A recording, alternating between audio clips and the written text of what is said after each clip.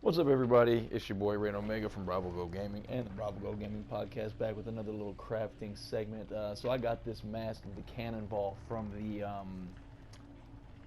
the boss fight going into the jungle. I forget the boss's name, but you know when you go into the forest and you get ambushed by this big worm creature, and it dropped from him.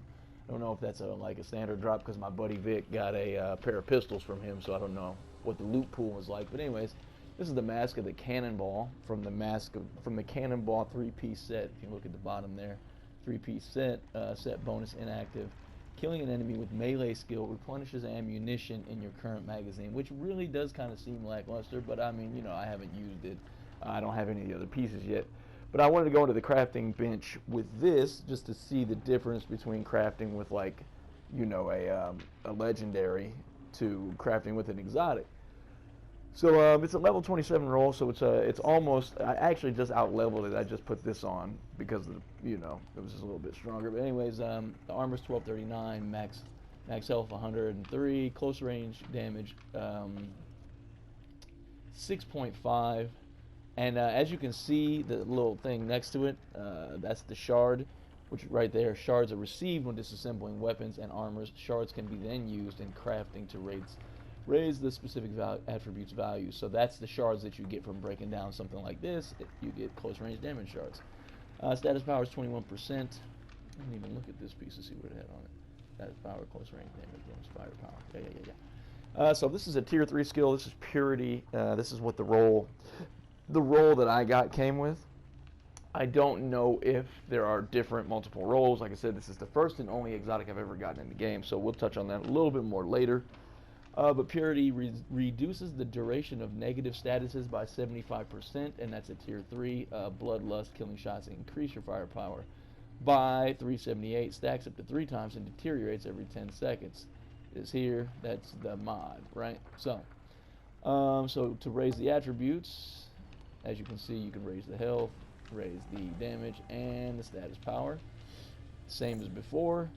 Mod gear.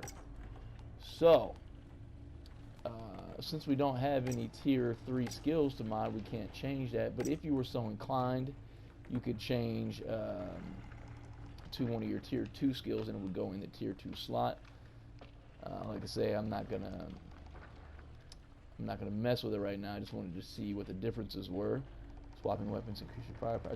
Tier 2 has some pretty cool perks. You can really get kind of freaky with it. But yeah, so that's the same. Swap variant you can't do, obviously, because it's for weapons only.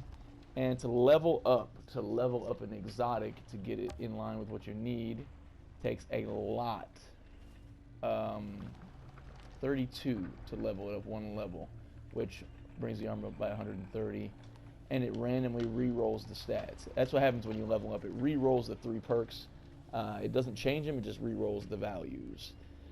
Alright, as you can see, I have 76 shards, which the video that I made before was just before I set out to do this particular section of the game.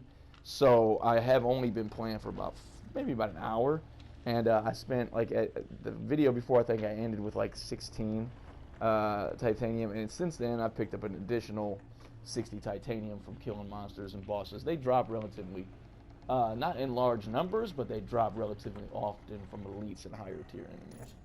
So I'm not going to actually change anything on this because I'm just going to save it for later. It'll probably drop at a higher level. The cap is 40. The level cap is 40. So that's what I'm going to start really messing with the crafting and trying to min-max my stuff. So yeah, this is the mask of the cannonball. I just wanted to show you guys that in the crafting bench, so you could see the difference in, like I said, crafting with a legendary to crafting with an exotic, or whatever they call it in this game.